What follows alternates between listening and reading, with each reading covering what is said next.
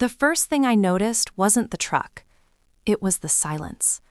My phone vibrated inside my jacket pocket while I was standing on a ladder, scraping 80-year-old paint from a window frame. The radio was playing low, some classic rock station that fades into static every 10 minutes. I almost ignored the call. I was covered in dust, my hands aching, my shoulders burning the way they do when you've been holding yourself steady too long. Then I saw the name, Ed Mulvaney. Ed didn't call for small things. He was 71, retired plumber, lived next door to my house for the last 3 years. The kind of man who still fixed things himself, even when he shouldn't. The kind of man who knocked before stepping onto my porch, every single time. I answered. "Ren," he said. His voice didn't sound like Ed. Usually he talked slow, calm, like nothing in the world could rush him. This time his words scraped out rough, uneven.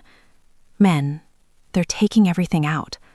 My stomach dropped so fast it felt like the ladder tilted beneath me. "What?" I said. "There's a truck, big one. 2 men. They're carrying furniture out of your house." I climbed down so fast my knees slammed into the rung. "Ed, what are you talking about?" There was a pause. Then, "Your father's here." I don't remember hanging up. I remember my hands shaking so hard I couldn't get my keys into the ignition. I remember the engine roaring louder than it ever had. I remember running a red light, then another, then not carrying anymore. The drive should have taken 40 minutes. I made it in 26. The truck was white. No logo, no company name, just a phone number spray painted on the side like it didn't expect to be remembered. The back gate was open. My dining table was already inside, the one I built myself from reclaimed barnwood. I slammed my brakes so hard the seatbelt burned across my collarbone. 2 men in work gloves were rolling my rug, across the lawn. The Turkish kilim I found at an estate sale 3 towns over. I watched one of them step directly on the fringe like it was trash. And then I saw him, my father, standing on my porch, smiling, holding a manila folder under his arm like he was waiting for a delivery instead of dismantling my life. He looked up when I stepped out of the truck. He didn't flinch, didn't look surprised, didn't look guilty. He smiled wider. "There you are," he said. "You're late." That's when I knew. This wasn't a misunderstanding. This was the plan. My name is Ren Archer. I'm 34 years old. I restore old houses for a living. And that porch he was standing on? I rebuilt it myself. Every beam, every spindle, every nail. I walked up the steps slowly, my legs numb, my heart pounding so loud I was sure everyone could hear it. "What is this?" I asked. My father opened the folder and pulled out papers, neatly stapled. "We sold the house," he said calmly. "Cash buyer, closing's Friday." The words didn't land right. They hit me like a foreign language. "You sold my house?" He tapped the document. I had power of attorney. My hands curled into fists. "Marcus owes $87,000, he continued, like he was explaining a utility bill. "To people who don't wait. You're being selfish, Ren." Selfish. He said it the same way he used to say, "Pass the salt." Controlled, certain, final. Behind him, my mother stepped onto the porch. House shoes. She'd been here all day. "Ren, honey," she said, already crying. "Your brother could have been killed." I looked past them. Marcus was sitting in my father's car, head down, scrolling on his phone. He didn't look up. I walked into the house, or what was left of it. The living room was hollow. Dust shadows marked where furniture had stood for years. The kitchen was stripped bare. My butcher block island, built from a walnut tree that fell during a storm, was gone. I ran to the front entryway and stopped. The stained glass transom was missing. My chest tightened. I found it in the garage, lying on a moving blanket, wrapped in newspaper, blue painter's tape across the middle. Fragile, included with house. I peeled back the paper. A crack ran straight through the cobalt panel. Hairline. Fresh. 6 months of work. Ruined by someone who didn't care enough to lift it properly. I carried it back to the porch and set it down. My father crossed his arms. That's part of the house. I looked at him, really looked at him, and I understood something that hurt worse than the crack in the glass. He didn't see my work. He didn't see the years. He saw a transaction. You didn't sell a house, I said quietly. You sold 3 years of my life. He exhaled through his nose. When you're done being dramatic, he said, you'll see I did you a favor. Something cold settled in my chest. I didn't argue. I walked back to my truck, sat there, and did what I always do before a demolition. I assessed the damage. 3 years ago, I bought the ugliest house in town, $47,000. Nobody else bid. People laughed. 12 years vacant. Roof half collapsed, mold, rot, 4 layers of carpet over original oak. They called it the ghost house. I saw bones, good ones, before she gets back. If I stayed quiet, I'd lose everything. And Marcus would learn, again, that someone else would always bleed for him. I pulled out my phone, scrolled, stopped, and made the call that changed everything. If this story pulled something out of you, like, subscribe, and comment where you're watching from, plus your local time. Why do you think my father didn't ask me for help? I sat in my truck with the engine off, staring at my front door. Or what used to be my front door. The stained glass transom wasn't above it anymore. Without it, the house looked wrong, like a face missing an eye. I pressed my palms against the steering wheel until my fingers hurt. Breathe, Ren. This wasn't the first time something important had been taken from me. Just the most expensive.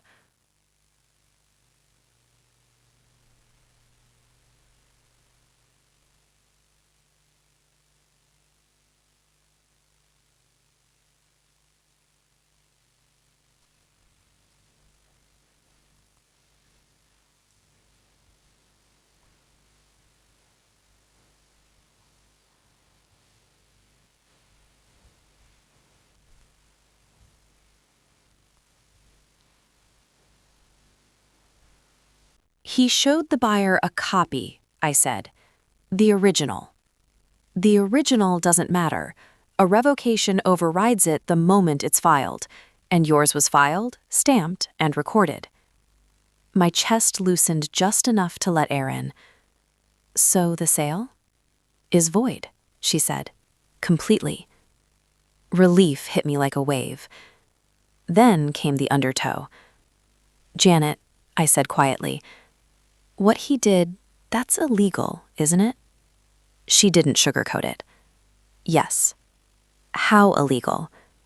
Using a revoked power of attorney to execute a real estate contract is fraud under Virginia law.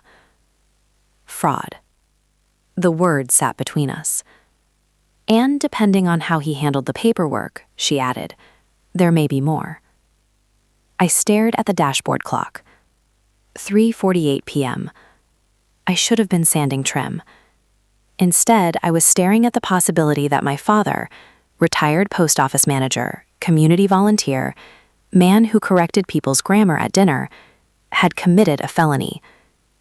I don't want him arrested, I said. That's your choice, Janet replied. But first, we stop the sale. I'll file an emergency freeze first thing in the morning. I exhaled. The buyer? I asked. That's between him and your father. She paused. One more thing, she said. Has your father done anything else unusual? Interfered with your mail? Your accounts? The question landed heavier than it should have. No, I said automatically. But my stomach twisted. Think about it, Janet said. I'll call you in the morning. I didn't go back into the house. I couldn't. Instead, I walked next door. Ed Mulvaney opened his door without me knocking. He took one look at my face and stepped aside. Guest room's ready, he said. Beef stew's on the stove. I stayed there that night. Ed didn't ask questions. He didn't tell stories. He just sat across from me at the kitchen table while I ate, nodding now and then like he understood something I hadn't said out loud yet. At 8:40 p.m., my phone rang. "Dad." I answered. "Ren," he said, in that voice, the one he used when he was about to explain why he was right. "I know you're upset." I said nothing. "But you need to think about the consequences of fighting this." "I am. If this deal collapses," he continued, "those men come back, and next time it won't be to my door." Still nothing from me. "People know me in this town," he said. "You make this public, and you're the daughter who chose a building over her own brother." I waited. "I did what I had to do," he said finally. "Good night." He hung up. 11 minutes later, my mother called. She was already crying. "Your father hasn't slept in days," she said. "The stress is terrible for his blood pressure." "Mom," I said gently, "did you know about this?" A pause. One beat too long. "I found out today," she said. She'd been wearing house shoes on my porch. She'd been supervising the move. "Good night, Mom," I said, and hung up. Marcus showed up the next morning, 7:15 a.m., standing on Ed's porch like a kid waiting to be picked up from school. He looked awful. Unshaven, wrinkled shirt, dark circles under his eyes. "Ren," he said, "can we talk?" Ed hovered in the doorway. I nodded. Marcus sat on the porch swing. "They're serious," he said. "If I don't have the money by the end of the month—" He didn't finish the sentence. I watched his hands shake. "Did you know Dad was going to use my house?" I asked. He stared at the floor. "That told me everything." "You knew," I said. "I thought you'd understand," he whispered. "You always figure things out." There it was. The family doctrine. Ren will handle it. "How long did he plan this?" I asked. Marcus swallowed. "About 3 weeks." 3 weeks. Not panic. Planning. "Go home," I said. He stood slowly and left without looking back. At 10:12 a.m., my phone buzzed again. "Ren," Linda Fessler said brightly. "Just checking in. The brochures came back from the printer. Your house looks stunning." My throat tightened. "The mayor confirmed for the ribbon cutting," she continued. "I'll stop by Friday morning for the final walkthrough. I want photos of the transom in the morning light." Friday. The same day my father planned to close the sale. "That works," I said. After hanging up, I opened the brochure proof she'd emailed earlier. There it was. My house. Golden hour light. Porch glowing. Transom burning with color. From ruin to revival. The Archer House. Featured property. I folded my phone and stared out Ed's window. By Friday, one way or another, I'd know whose house it really was.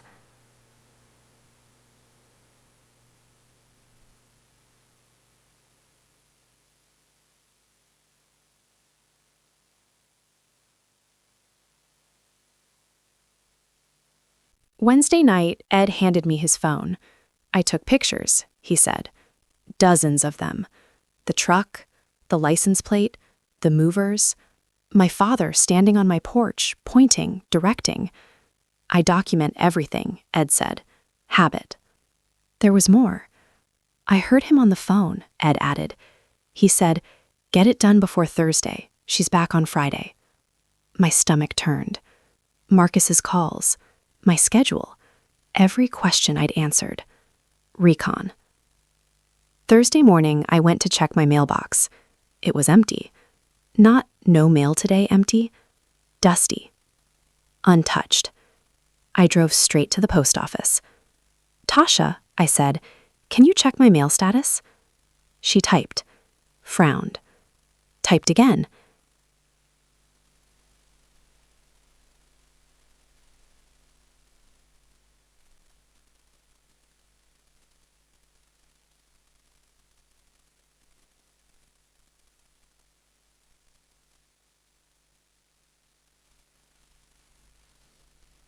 I drove to his house.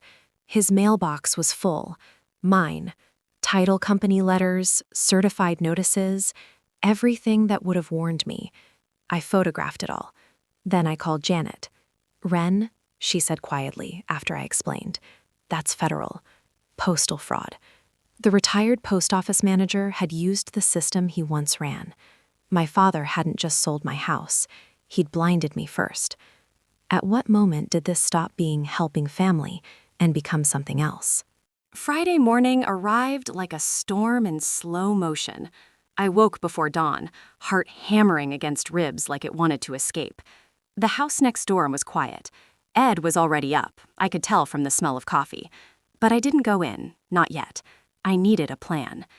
Janet had called at 6:03 a.m. "Wren, don't go in there alone. They might try to intimidate you." I felt a surge of adrenaline. They? It wasn't a gang. It was my father. But the way Janet said it, I knew she meant exactly what she said. By 7 a.m., I was on the porch with my laptop and a pile of legal documents that felt like bricks in my hands. Emergency freeze filings, revocation notices, federal mail fraud warnings. The kind of stuff I never thought I'd need until now. My eyes burned from scanning them, but I had no choice. I had to know my defense inside and out before my father even realized I was awake. At 7:42 a.m., my phone buzzed. It was a picture, my father's handwriting on a sticky note taped to the front door of my house. "You'll never stop progress." I didn't respond. Instead, I grabbed the keys and drove over. Every minute mattered. The house looked normal from the curb. The movers were gone. But my chest tightened when I saw the fresh tire tracks in the driveway. He had been here. They had been here. I stepped onto the porch, laptop in hand, and opened the door. The smell hit me first. Cardboard boxes, furniture polish, faint traces of cigar smoke. It was my home, invaded and reorganized. My father's signature everywhere, on bills, notes, even the guest room mattress tags. I pulled out the documents Janet had prepared. First, the revocation of power of attorney, filed, stamped, and recorded. Then, the emergency freeze. I walked from room to room, photographing each item, each note, each subtle attempt to erase me from my own life. And then I heard the footsteps. "Wren." I didn't turn. "Wren, I'm just here to talk." His voice carried that same mix of charm and danger I knew too well. "Dad," I said, keeping my voice calm, "this ends today." "You think you're clever, don't you?" he said, stepping into the living room. His eyes were sharp, scanning my documents. "You think a few papers can undo 3 years of planning?" "I know the law," I said, "and I have witnesses." His laugh echoed through the hall. It was too loud, too certain. "Witnesses? Witnesses can lie." I flipped open my laptop and pulled up the photos Ed had taken. The movers, the packages, the tire tracks. My father froze. "You documented everything," he said slowly. "Yes, and Janet filed the freeze. That sale is dead. You knew it was wrong. That's fraud. Federal. Post office, real estate. Multiple counts. Do you want me to add state charges too?" His face turned red, but not with anger, with something else. Defeat. He started. "You're my daughter. No," I interrupted. "I am the owner of this house. You don't get to rewrite the rules because you're my father." The morning blurred after that. Phone calls, emails, signed affidavits from neighbors and Ed. By 10:15 a.m., the title company called Janet. She confirmed. The sale had been voided. My father's attempt of control evaporated in the paperwork, leaving him exposed. I stepped outside to breathe. The sun was high now, hitting the stained cross transom perfectly. I remembered the brochure. Golden light on colored glass. That was my house, not his. And then my mother appeared. "Wren,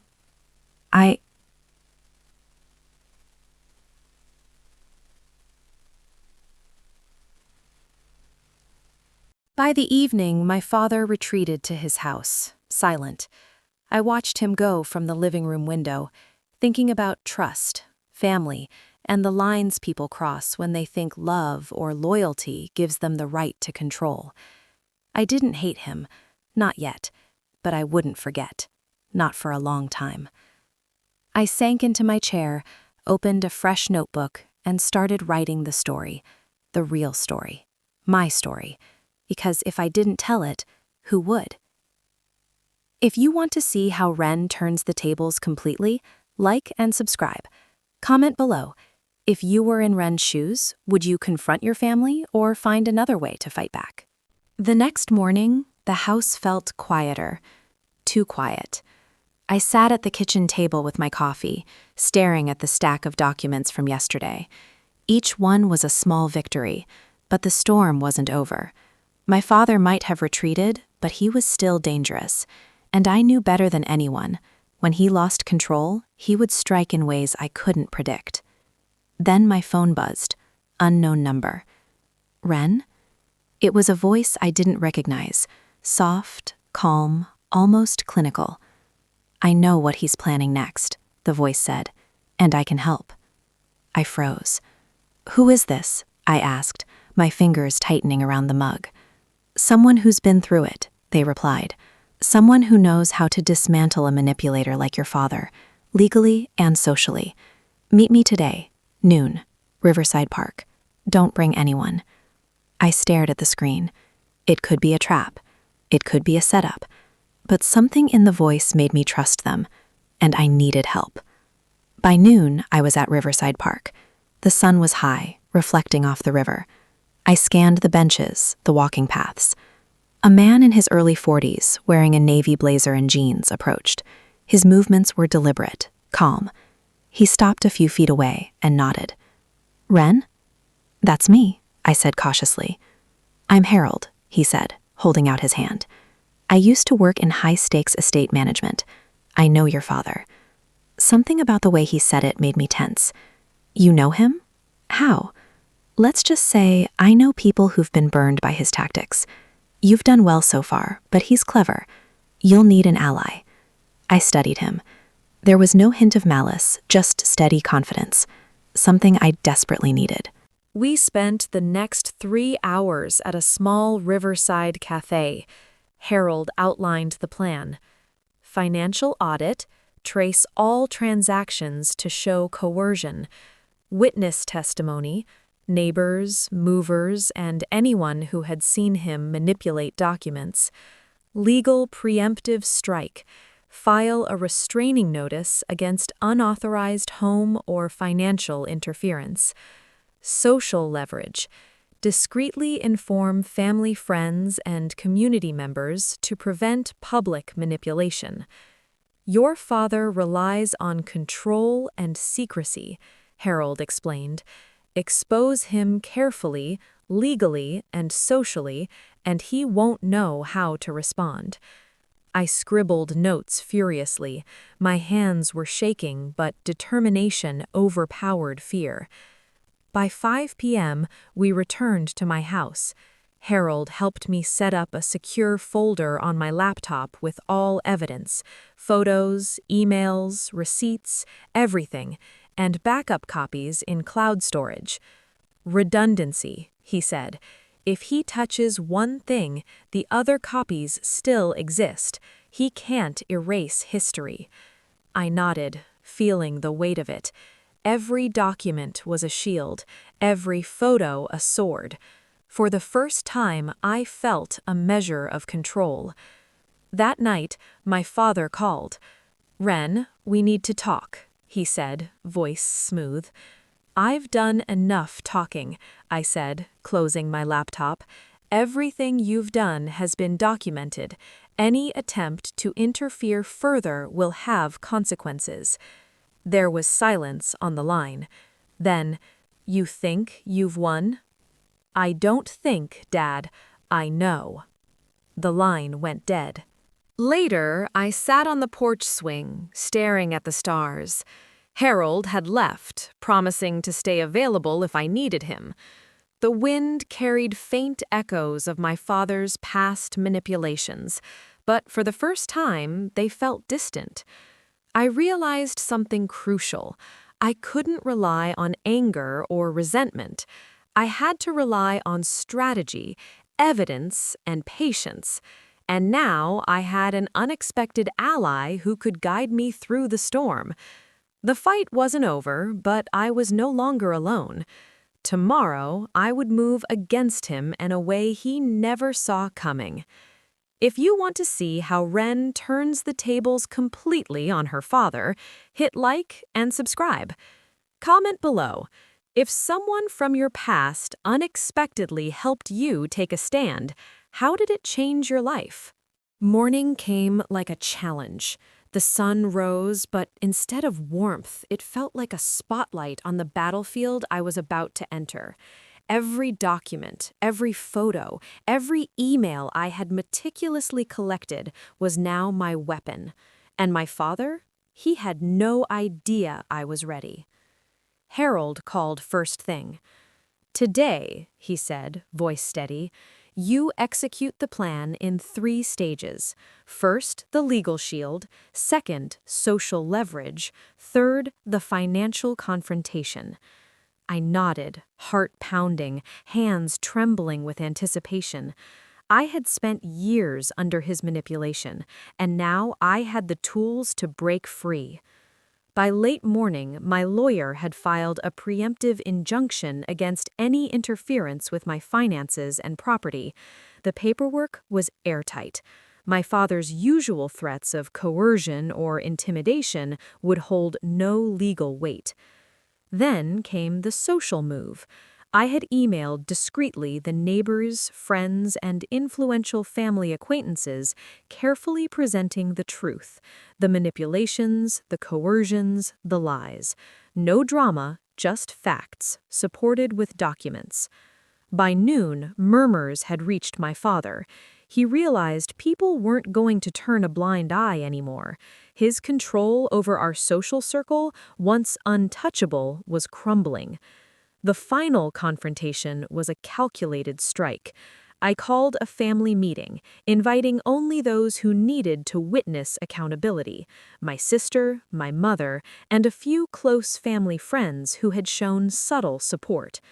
My father arrived, smug, thinking he was still in control. I opened a folder, laying everything out: bank transfers, manipulated documents, emails threatening coercion.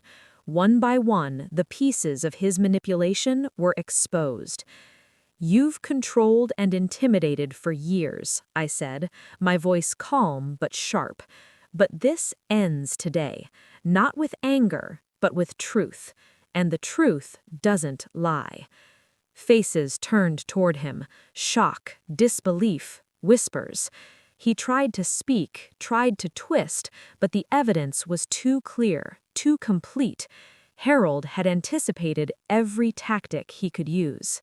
By evening, the fight was over. My father was forced to acknowledge his behavior, the legal injunction protected my assets, and socially, he was cornered. No more secrets, no more manipulations. I sat alone on the porch swing, reflecting on the journey. Years of fear, stress, and control had nearly broken me, but strategy, patience, and an unexpected ally had changed the course entirely. For the first time in my adult life, I felt free, not just from him, but from the weight of his power over me. Life didn't magically become perfect overnight, but every morning I woke up knowing I had reclaimed my voice, my space, and my power. Harold remained in touch, a mentor and friend, reminding me that strength was not only in defense, but in careful, deliberate action. And my father? He faded from control, powerless against the truth he had tried to bury. I had won, not through anger, but through strategy, courage, and unwavering determination. Freedom felt like a sunrise I could finally watch without fear. If Ren's journey inspired you, like, subscribe, and share this story. Comment below. Have you ever faced someone controlling in your life? How did you reclaim your power?